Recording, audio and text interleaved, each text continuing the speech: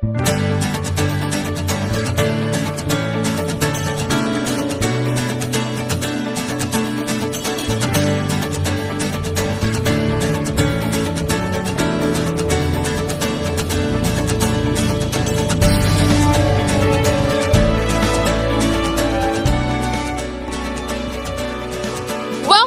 to the premier university in historic Cavite, where truth, excellence, and service come together to build a brighter future. Sa Cavite State University, hindi ka lang magiging handa para sa future mo. You'll also become someone who makes a difference sa sarili mo, sa bayan, at sa mundo. Kaya ano pang hinihintay mo? Come on, and let's be part of the pride of Cavite State University.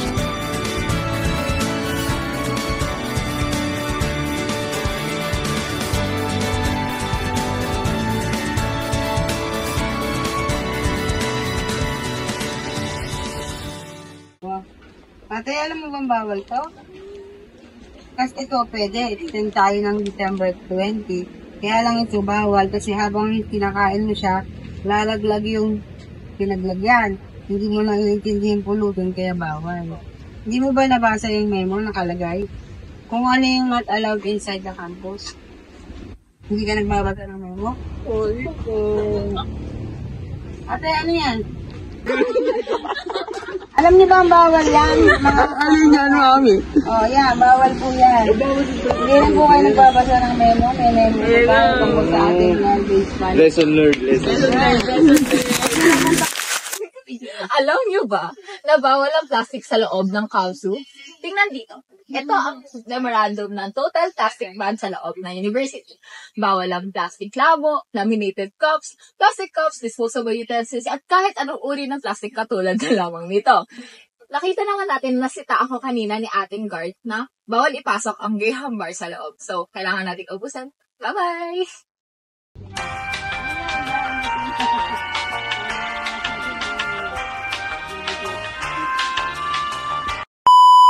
So, dapat nakalagay sa tamang lalagyan ng mga pagkain na dapat ipasok natin sa loob ng university. Tulad na lamang nitong Graham bar.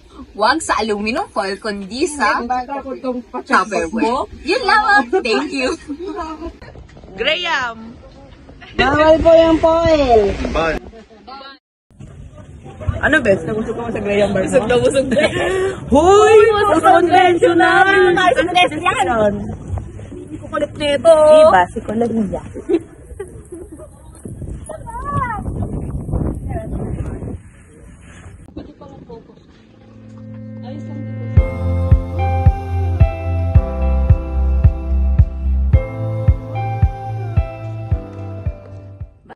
Now, we're here in front of the National Coffee Research Development and Extension Center, or NCRDEC for short.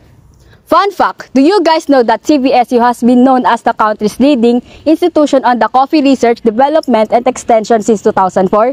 It started when the Department of Agriculture, Bureau of Agricultural Research designated CVSU to lead the first national integrated research, development, and extension program for coffee in 1999 under the initiative of the Agriculture and Fisheries Modernization Act of 1997 with the aim of uplifting the Philippine agriculture and the coffee industry.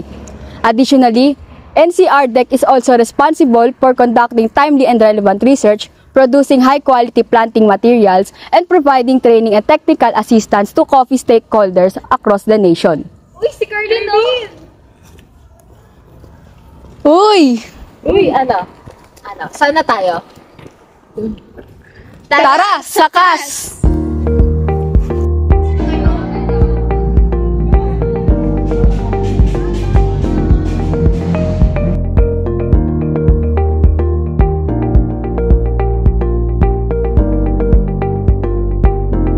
College of Arts and Sciences. Cavite State University's of College of Arts and Sciences has 5 departments. We have the Department of Biological Science, the Department of Physical Science, the Department of Social Science, Department of Humanities, and Department of Communication. As psychology students are under the Department of Social Sciences.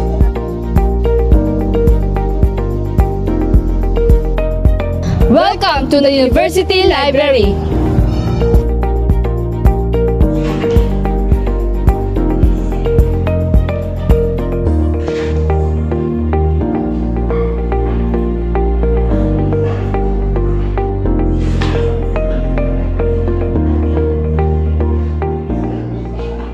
This library is a 6-story building and located next to the Science Cafe. Ginawa ito noong 1980 and pinangalan ito after kay Ladislao N. Diwa, a notable figure in Philippine history. And ito rin ang central house para sa aming mga students and also to our faculty and researcher because it provides a vast collection of academic materials.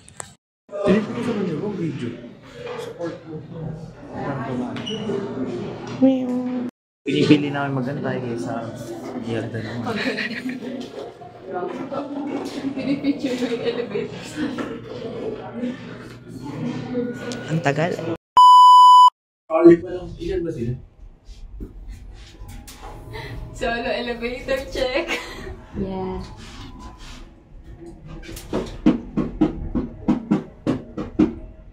Fifth.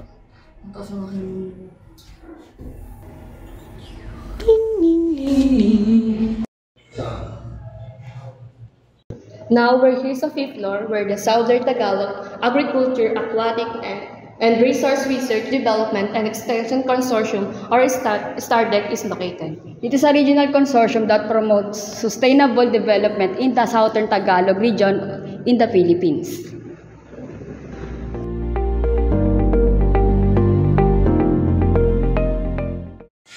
So ngayon, nandito kami sa 4th floor kung saan matatagpuan na Electronic Resources Section and Multimedia Section. So yung mga learning commons here is made mostly for collaborative learning because the tables are very suitable for a group of students. And also, meron tayong mga desktop sa loob na pwedeng gamitin for school purposes only and may free printing services din na ino-offer ang ating university.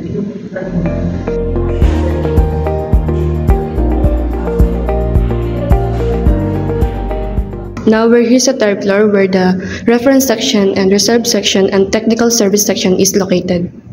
And as a student, masasabing isa ito sa mga favorite places natin kasi as you can see, merong mga separated corners that we can occupy for more focused studying. And also, malamig dito, masarap matulog.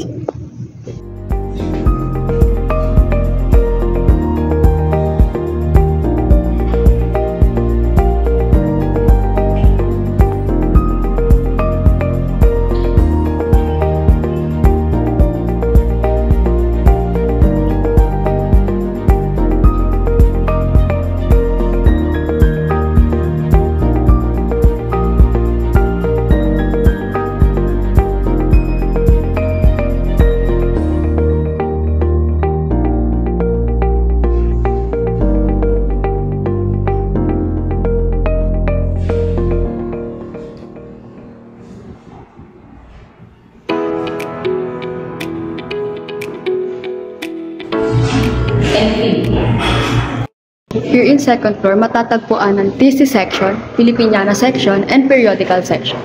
So para sa mga student na interested sa Filipino literature and history, the Filipiniana section has offered an extensive collection of Filipino authors and works that related to the Philippines.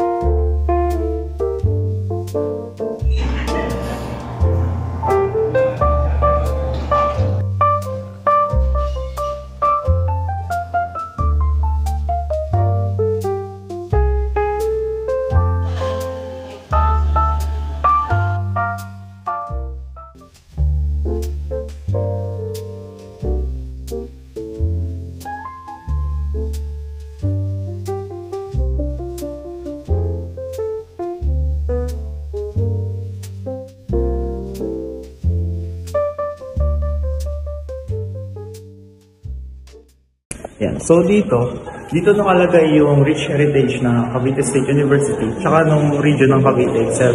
Dito kasi naka-display yung mga reserved materials na pwede natin pagkuhanan ng mga basic information. Kagaya na ito, isang malaking portrait ng mga dating estudyante at teachers ng dating Indang Farm School.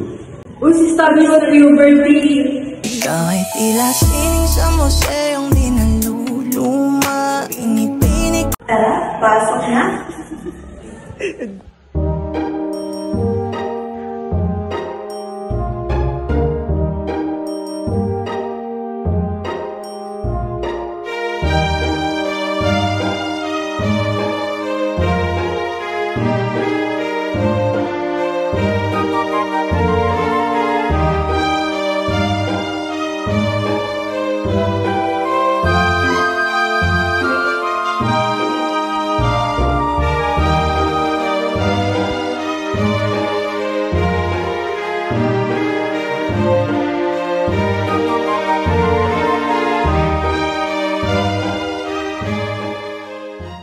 Also, marami rin ditong makalumang bagay na naka-display, such as itong araro na ginagamit noon sa pagbubungkal ng lupa ng mga kabitan yung magsasaka, and yung mga bagay such as palayok, sipit, karit na hindi na natin usually nakikita sa panahon ngayon or hindi na ginagamit sa. Meron din ditong mga artworks gaya nitong Creation of Adam na ginawa ng mga nagagalingan na architectural students na dito rin mismo sa university nag-aral.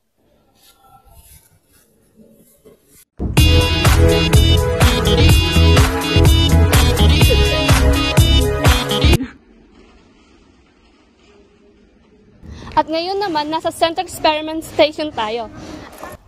Oh, nandito ka! Oh, nandito ko. Alam mo ba kung anong nasa likod natin? Yes, sir. Yan ang tinatawag na AWS o ang Automatic Weather System.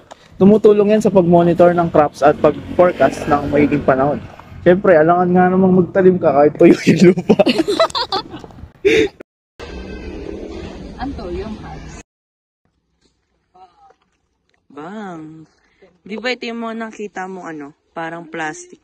Para siyang artificial. Oo. So yun, guys. Ano yan, guys? Ayan yung iba-ibang halaman na ginag-grow out dito sa capsule. Maliban, hindi lang ito yung mga flowers na ginag-grow out. Meron din sa labas. Yes. Punta natin? 1, 2. Wow! Nasaan na tayo? So, dito na tayo sa farm. Farm? Ano kasi Alice ko? Guys, papunta tayo sa resort. Pakita. Daming trees, oh. Yes. It's the trail. Puno na kami dito.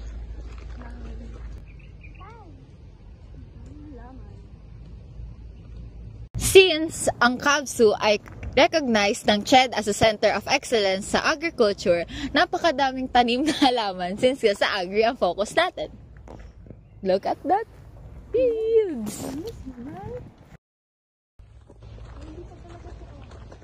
Ayan!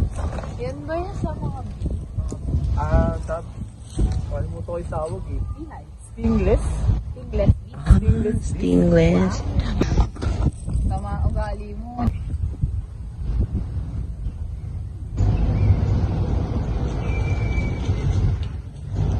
Verdant fields God's gift to you. Open our lives on you. Galing mo, Bes. Ayan pala yun. Stingless bees. So, meron tayo pala dito sa CBS yun na Bee Research Innovation Trade and Extension Center. Anong tag sa kanya? Bright. Bakit ba? Dragonula Bee Research Innovation Oh, Welcome to the Gardenscape. Tara! oh, ngayon lang kami pupunta dito, guys. Hello po. Pa-video po. Bago lang. Oh, bantay pala dito si Marco eh. Oh, ayun. Ano to? Tiger Paws, Begonias. Ito naman, Silver Mist. This is aloe vera. Yes. For the hair din aloe vera. And for the face. Kailangan na. Need mo ba? Bakit? Pupanot na ako. Mexican petunia. Oh. Brazilian. Oh. Hala. Tingnan nyo guys. False head. Uy, ang lupit ng ano. Apakan natin. Oh. Look at this stuff. Isn't it neat? Hala, ang lupit ng pattern nyo. Ano yan? Spiral. Oh. Hala, clover. Clover. Hello. Ano masabi nyo guys? Huy, ano dito, marami ditong carbon dioxide. Kaya, dahil maraming plants dito, nauutot ba kayo?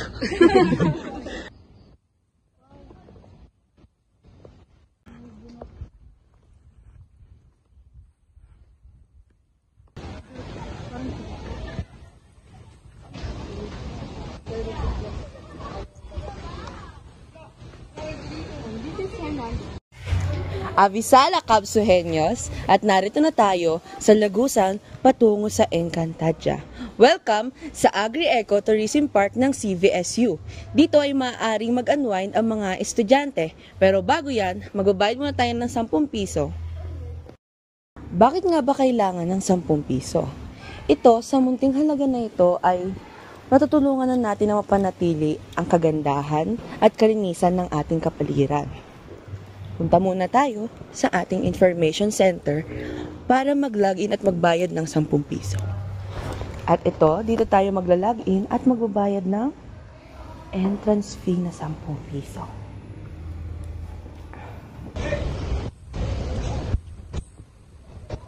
Magbabayad na po tayo kasi 10 piso lang.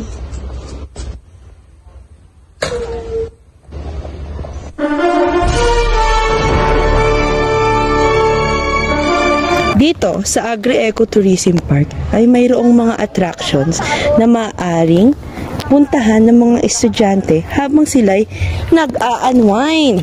Tara, tignan natin ito. Samahan mo ako, Ate Joreen.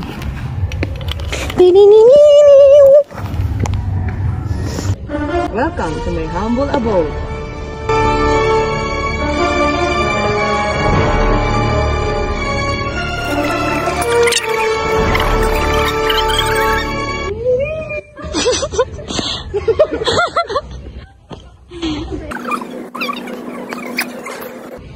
With great power comes with great responsibilities.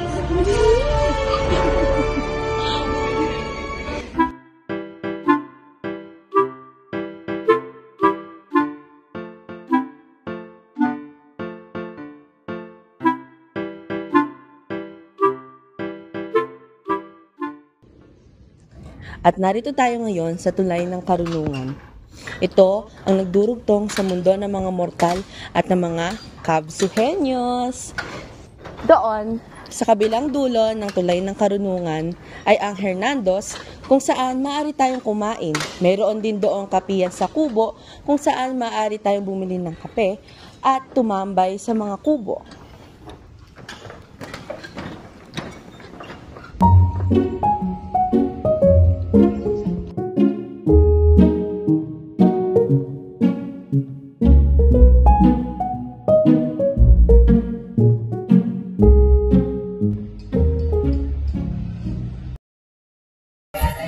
Hindi lang pang agriculture ang CVSU. Panalo rin ng ating sports facilities katulad netong oval. Isa sa naging trademark ng Kamso itong oval na may sukat na 70 hectares.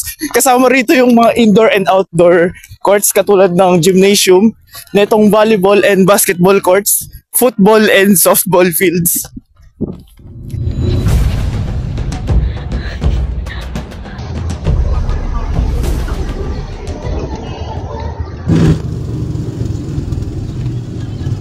Uwian na! Hi guys! Hi! This ends the day in the life of a psychology student sa CVSU. May